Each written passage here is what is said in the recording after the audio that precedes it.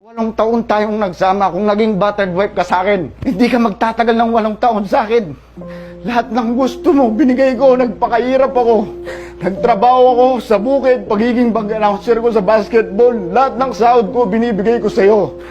Nag-abroad ka. Hindi mo kinaya, hindi ka makauwi. Anong ginawa ko? Binenta ko ang motor ko para mabayaran mga utang mo. Pag uwi mo, sinong sumundo sa'yo? Lalaki mo.